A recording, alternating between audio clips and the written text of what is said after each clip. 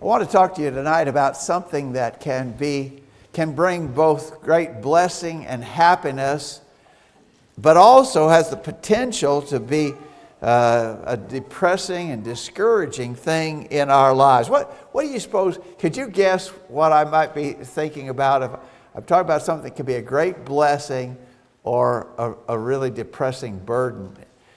Well, that could apply to a lot of things if you stop to think about it. Gordon mentioned the beautiful spring weather. It's a blessing. But one of the things we think about when spring rolls around, when the good weather comes, then also comes the severe weather potential. And so it can be a blessing, it can be a hardship. There's a lot of things in life. Good food is a blessing, but if we eat too much, then we have the hardship of having to lose that weight that we've added. So there's just a lot of things like that in life. Those are not the things I have in mind tonight. What I have in mind tonight that I want to study with you is marriage. Marriage has the potential to be a great blessing, a wonderful gift, or marriage can sadly turn out to be very depressing, a discouraging burden, a real hardship and heartache in life. It can be either one. Sadly, I think all of us have knowledge of situations on both ends of that spectrum. We've known marriages that have been wonderful and happy and a great blessing. We've known marriages that have been awful and terrible and disastrous.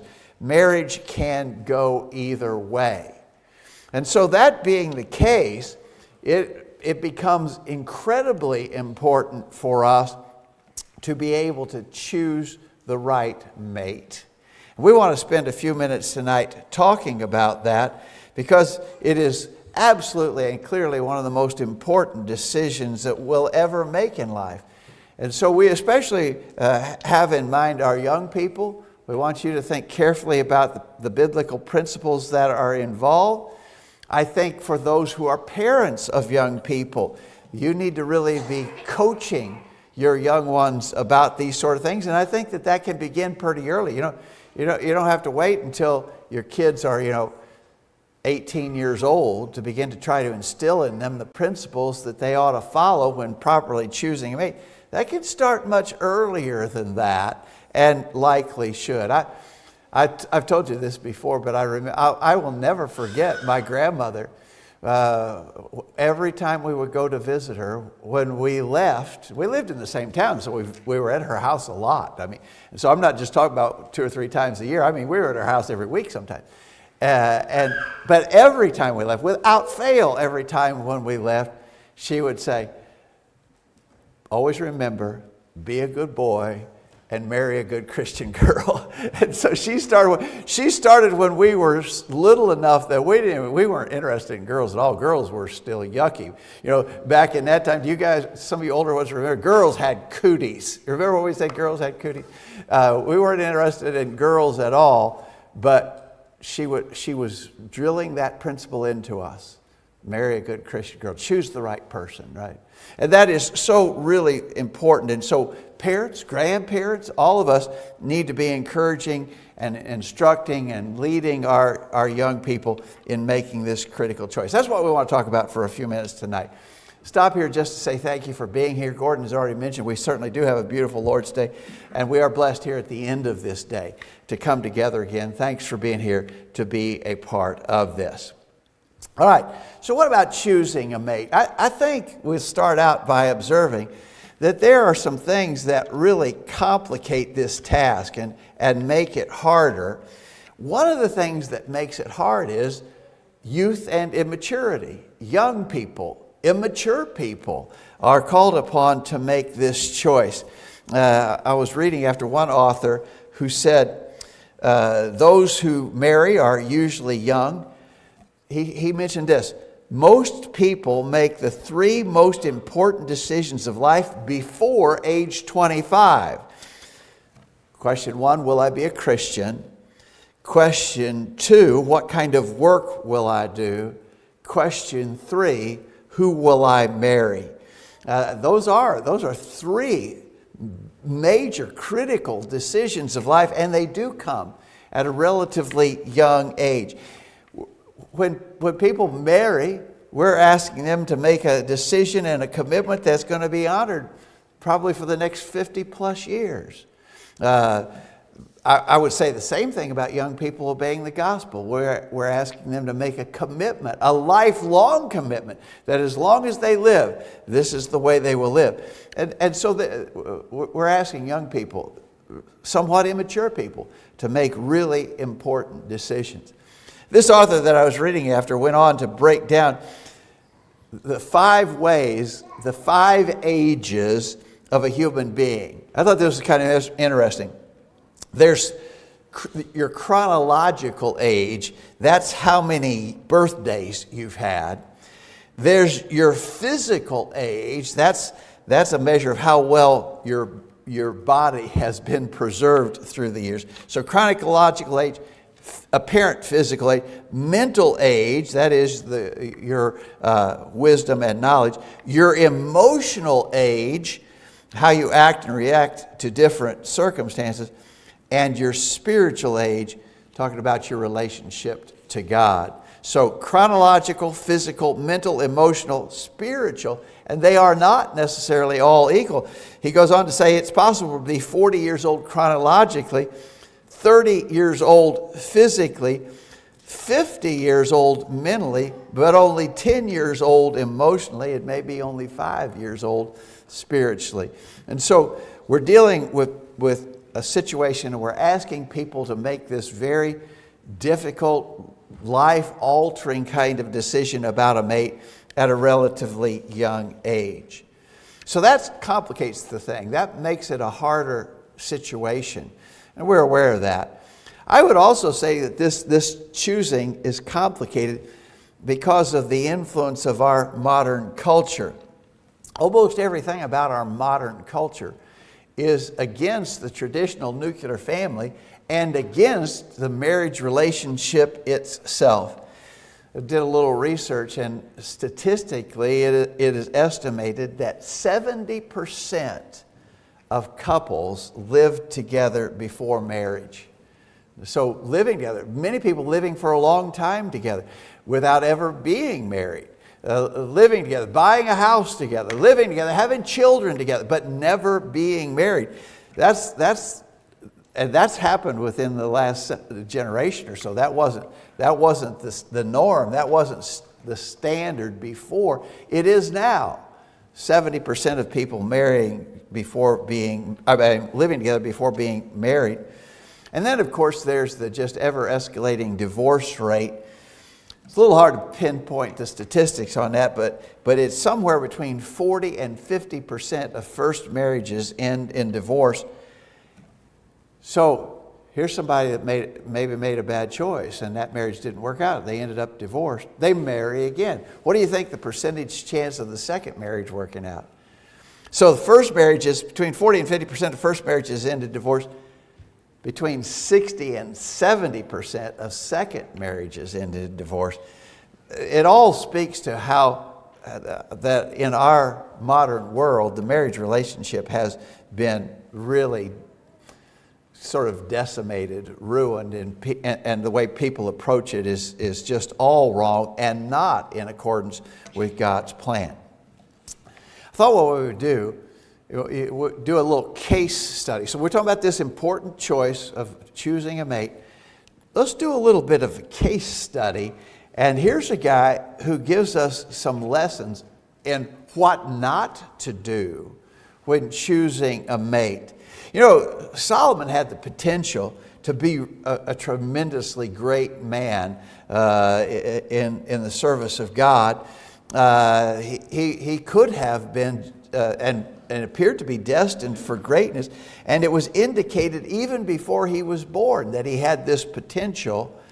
In Judges chapter 13, verse 2, and there was a certain man whose name was Manoah, and his wife was barren, and the angel of the Lord appeared unto the woman and said, Lo, thou shalt conceive and bear a son, and no razor shall come upon his head, for the child shall be a Nazarite unto God from the womb, and he shall begin to deliver Israel out of the hand of the Philistines. And so even before he's born, there's indicators that he's going to be a significant servant of God. But you know, and we'll talk here in a minute, you know, things got pretty well derailed in his life. It was, as we say, his life turned out in many ways to be a train wreck. How did it go so badly? How does a person who has this potential for greatness, how does it go so badly? Well, we could say by making bad choices, and in particular, making bad choices about women. Think about Samson. He made bad choices. One of the problems was that Samson looked in the wrong places for the women that he associated with.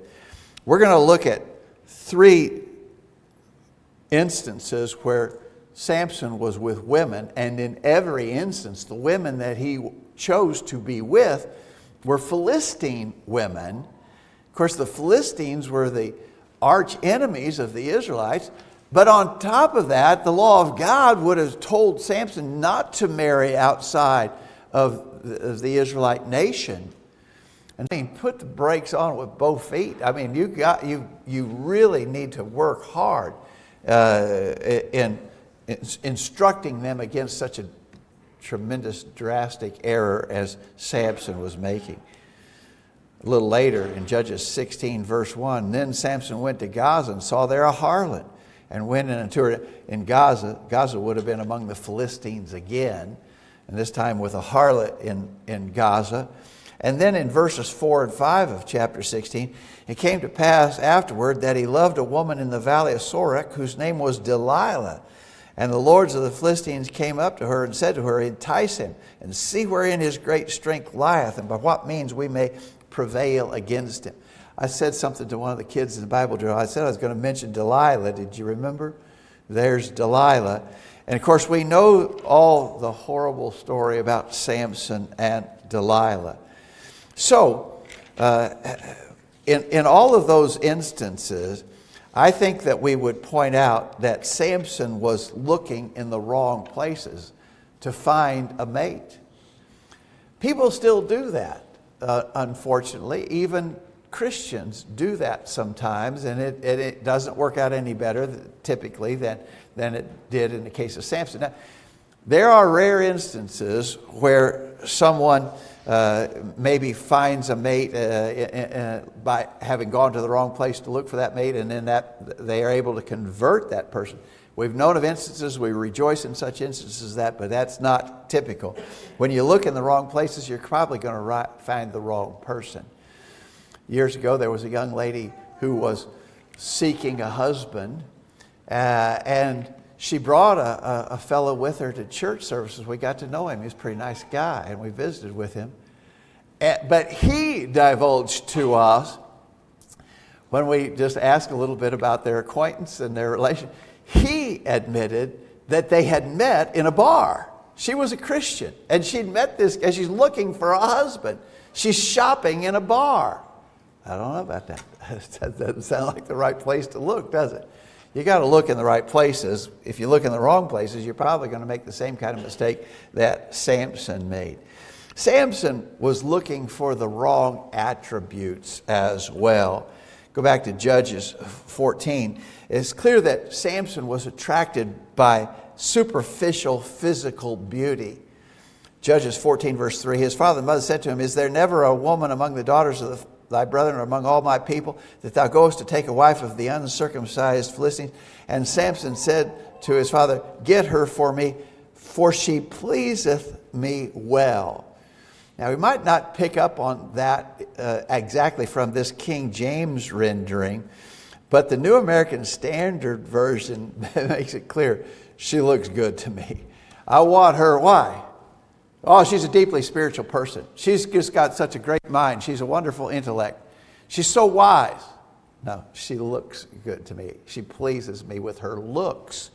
And you must go get her for my wife. And so again, you would say, learning from Samson's mistake, not only looking in the wrong place, but looking for the wrong thing.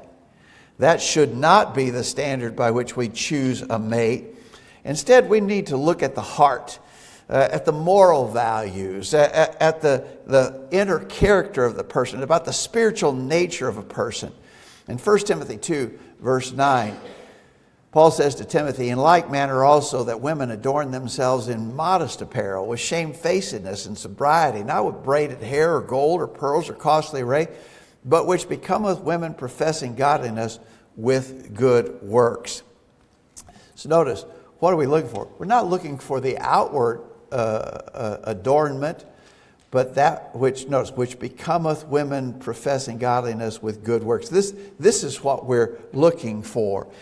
Now, this is talking about women, of course. Notice this was women. Let women adorn themselves in this fashion. So when a man is looking for a woman, when a boy is looking for a girl, choosing a mate, you ought to be looking for a woman who is becoming, that is, she looks good by virtue of her godliness. This is talking about a guy looking for a woman. But I think we would say the same thing on the flip side of that. For a woman looking for a husband, look for the inner character, look for the moral values, look for the spiritual maturity. In 1 Peter chapter 3, beginning verse 3, 1 Peter 3 verse 3, whose adorning let it not be, this is talking about a woman, whose adorning let it not be that outward adorning of plaiting the hair or of wearing of gold or putting on of apparel, but let it be the hidden man of the heart, and that which is not corruptible, even the ornament of a meek and quiet spirit, notice, which is in the sight of God of great price. What does God value in a woman, and vice versa? What would God value in a man? The inner qualities, right? Not the outward beauty, but the inward qualities. What does God value? Well, we know a verse like this tells us what God values. What do you value? Young people, what are you looking for in a mate? What is that which attracts you? Well, again, Samson made the mistake of looking exclusively to the outward beauty. Of course, he made a terrible mistake in doing so. I think we would say about Samson that he was blind to the realities of what was going on. We know he ended up being literally blind because of the bad choices he made, but he was blind in the sense that he was not looking at the realities leading up to all the trouble that he encountered. But you know, I would argue that this is a really common thing in courtship. When young people are courting, very often they are blind to the realities. Notice in the case of Samson, in Judges 16, as Delilah tempted him to reveal wherein his great strength lie, she said to him, Judges 16, beginning of verse 15, she said to him, how canst thou say, I love thee, when thine heart is not with me? Thou hast mocked me these 3 times, and hast not told me wherein thy great strength lieth. And it came to pass, when she pressed him daily with her words and urged him, that he told her all his heart. And she sent and called for the Lord of the Philistines, saying, come up this once, for he has showed me all his heart. Notice this, but she'd already been through this 3 times. 3 times she had tried to get him to reveal where his strength was. He didn't tell her the truth. But what she did do is immediately run and tell the Philistines so that they could capture him. Of course, he shook them off each time. But she had already 3 times betrayed him before she betrayed him that last time. What's the matter with Samson? Why is he not seeing the reality? This woman is no good. This woman is trouble. Why would he continue to be with her when she had already betrayed him 3 times before she finally succeeded in getting him to tell her the truth about where his strength was? He kept staying on. You know, unfortunately, I would say that is too often true of young people. All the warning signs are there. The red flags are waving. And yet the young person just continues on, right on down that path. Never varying, never looking up and saying, wait a minute, this is not good. This is not working out. I don't want this. This is not the right person for me. I'll tell you, when you see those warning flags, don't be blind to the reality. We should probably talk here about the attitude that some people have in which they believe they can change. This often happens for young ladies, but I think it could be true if you flip the roles as well. But here's this young lady. She's a good person. She's a Christian. She wants to do right. But she's interested in this guy who's just no good whatsoever. But she has in mind that she can change him. And she's convinced that if they go ahead and marry, that she can turn this guy around. As I said earlier, we've known of some cases where that did happen, and we rejoice in those cases, but that's not the typical way it happens. That's not usually the case. You've heard that story before. I think it really illustrates the story. This young lady was considering marrying this fellow who wasn't a Christian, and he wasn't really a particularly good person, but she had this idea that she could change him. So she was talking to a preacher about her plans. An older man was trying to give her counsel not to follow that course. And so he had her step up on a pedestal, and he said, "Now you pull me up there with you." Of course, she tugged and pulled. She couldn't pull him up. He gave one quick little jerk and pulled her off of the pedestal. And his point to her was, and it's a true point, it's easier to pull someone down than it is to pull someone up. And that's just really, I think, a practical lesson for our young people. You might be able to change a person. We're not saying it's impossible. We're not saying it never happens. But I'm telling you, it's sure easier to pull someone down than to bring them up. Samson didn't do so well. Samson's story is a total disaster. But you see him heading. He went to the wrong places. He looked for the wrong things. He was really blind to the realities that surround him. And we can't afford, when we're choosing mates, to make those same mistakes. Let's just end with this observation. You can make the right choice. Lots of people have. In fact, young people, if you look around this room right here this evening, you're going to see a lot of people who made good choices and are succeeding, having happy, blessed marriages. And so it is doable, right? I would argue that among true Christians, among those who are true Christians, there's a far greater percentages of success than you would find out in the world in general. And that's because I think Christians understand some of the principles that we have been describing in our lesson tonight.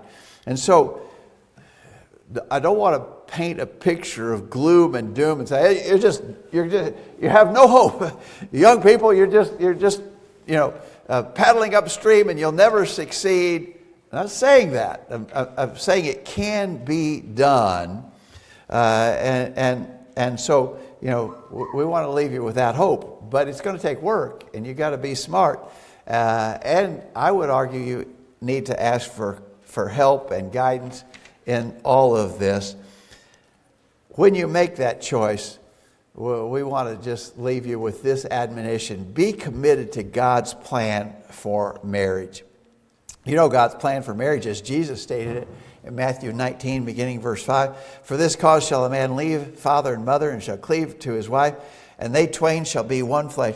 Wherefore they are no more twain, but one flesh. What therefore God hath joined together, let not man put asunder. We often cite this passage. Jesus is referring to God's original design for marriage. One man, one woman for life. And as young people, as you think about choosing a mate, you need to be of the mindset that this is going to be for life. Don't enter. I think so many people in the world enter into marriage thinking, well, if it doesn't work out, we'll just get a divorce. I'll get someone different. If we're really looking at it from God's perspective, then we don't approach marriage that way. Sometimes divorce happens. We're not saying that it never happens. But we should not enter into it with that expectation that we'll just do that if it doesn't happen. If it doesn't work out, we'll just throw in the towel and seek someone else. God wants one man, one woman for life. And you need to be committed to God's full plan for marriage. Could we say finally, don't compromise or settle for less? I'm afraid sometimes young people do that. They want to find a person so badly. They want to find a husband. They want to find a wife. And they know this person is not the right person. In their heart of hearts, they know there's just a lot of things that don't add up here. It's just not a good fit. It doesn't work. This is not the right person. But they're determined that I'll just have to settle because I'm not going to find a situation any better than this. And that's just a big mistake. Don't compromise or settle for less. This is a hard thing to grasp a hold of. I know if you're a young person and you're in that situation and you really want to find a husband or you really want to find a wife, this is a hard truth, but it is the truth. It would be better to never be married than to be married to the wrong person. Can you grasp that? It would be better to never be married than to be married to the wrong person. Don't compromise or settle for less than what you know is good and right. Well, just some admonitions, especially for our young people, but I want to tell you, I think those of us who are older and who care about our young people should be really concerned and wanting to do all we can to help in this very critical decision about choosing a mate. Thanks for listening. Hope it's helpful. We're going to sing a song of invitation. As we sing this song, we'll be asking everybody here, make sure your life is right with God. If you need the prayers of the church on your behalf, we'd be glad to pray with you. If you need to initially obey that simple gospel plan, let us know while we stand and sing this song.